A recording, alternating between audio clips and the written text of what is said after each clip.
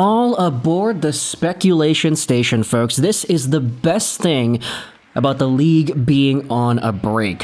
While we are waiting for these international games to get going, the four nations facing off, as Sidney Crosby went out there and said, we're getting articles, we're getting speculation, we are getting ideas tossed out there as to trades, as to potential targets and moves.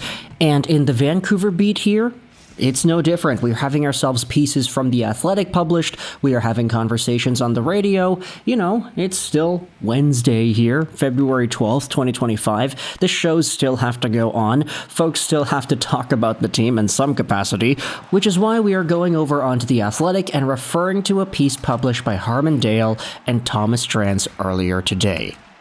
This show is brought to you by ExpressVPN. Go out there, check out the first link in the description to save some money on your VPN, get some free months, and support this YouTube channel in the process. But also linked in the description is going to be this piece from earlier this morning. Canucks trade deadline targets. How these 7 wingers could aid Vancouver's attack. Drance and Dale did this 4 hours ago, or 4 hours ago at the time of me recording this audio. It's actually going to be maybe 7 hours by the time this video is uploaded on YouTube. But as you can clearly identify from the title of the piece, there are 7 different names that Dale and Drance write about. However, the article is on The Athletic, it's paid for material, it is behind a paywall, so if you do have The Athletic, you can go out there and read the article yourself. We're not going to screenshot, put it on the screen, I feel uncomfortable doing that, but I did want to talk about the first name that Drance and Dale write about in this piece, because he's a really interesting player and somebody from one of my favorite teams as well, so I do think there's more of an avenue to discuss this guy in particular, especially compared to the other 6 names that are talked about in this article. Actually, maybe 5 of them, because there's another name that actually is linked to Vancouver that is from Montreal. But one of the names that Drance and Dale go out there and talk about in this piece is Detroit Red Wings forward Michael Rasmussen.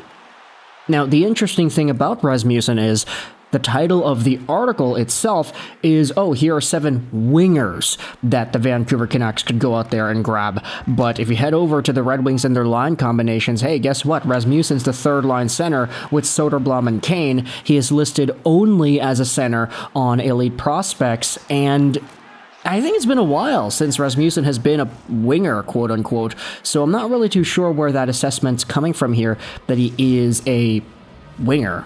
I mean, the article, if you read the Drance and Dale piece, they do say that Rasmussen went from playing center to the wing, and mostly along the walls he can go out there and fight for pucks, dig in deep, and be that forechecking guy who happened to have a breakout season last year.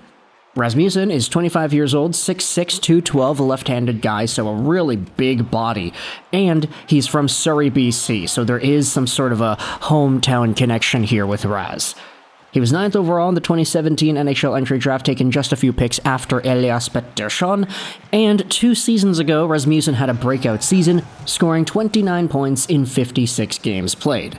He got 4 more points the next year, but that was in 19 extra games, so not really the highest point production compared to the past, but still, he's been on a pretty good run the past few years after graduating and being a full-time Red Wing. He's really started to come into his own. This season, he is on pace for 23 points in 81 games. He's got 15 and 54 at the moment, so Rasmussen's point production has taken a little bit of a hit the past few years.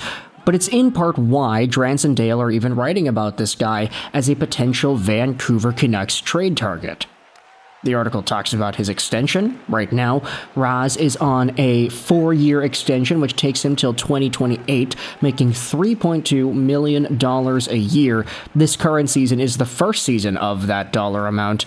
And so if you can get some reasonable middle to bottom 6 play, hard along the boards, maybe in some sort of a penalty kill role if you wanted to throw him there. We have seen Rick Tocchet toss out guys on the penalty kill who aren't necessarily great at it, but just because they're big, they happen to be placed there, like Vinny Desharnais, for example. But I'd like to think that there's more NHL projectable skill in Michael Rasmussen compared to Desharnais. Also, they're not even the same position, so maybe it's unfair to compare these guys.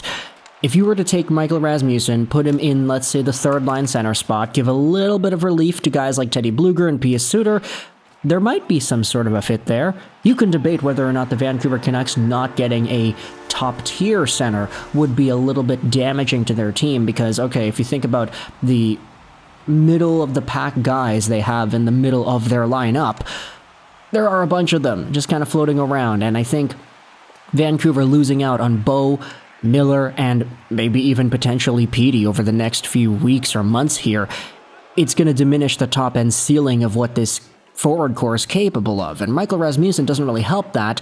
The article on The Athletic talks about how there might be some untapped potential and some skill there. Realistically, I think best case scenario, Michael Rasmussen is 35, 40-point caliber. I don't really think he's got any higher ceiling than that. It's just his physical tools and his drive and his skating and how hard he is in board battles. I think that is what puts him above some of the other guys. You're kind of looking like a Dakota Joshua plus if you're thinking about the profile of a Rasmussen. He's kind of like Joshua, but a bit better. Better? Is that the right way to coin it? I think so. He's been a little bit of a higher profile player, Rasmussen has been, and he kind of does Dakota Joshua's job, but just a bit more, if that makes sense.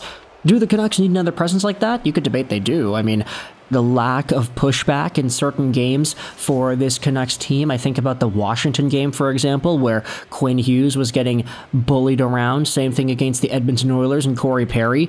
Do you need more of that physical spark?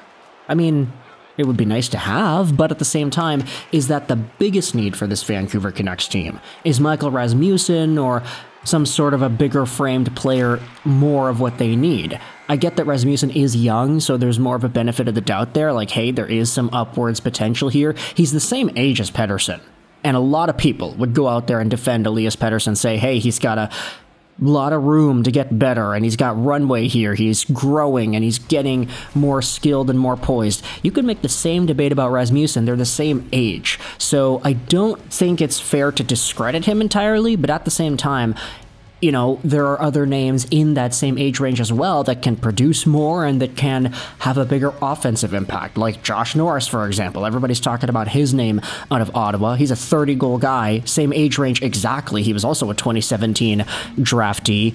And with all the talk about the Vancouver Canucks needing more scoring, needing more higher ceiling players, I don't know if Rasmussen fits the bill, although he is one name that is mentioned here in the Athletic article. So if you're a Red Wings fan, I want you to let me know as well. What do you think about this assessment? Do you think it's fair to the player Michael Rasmussen? And what do you think the trade package could look like?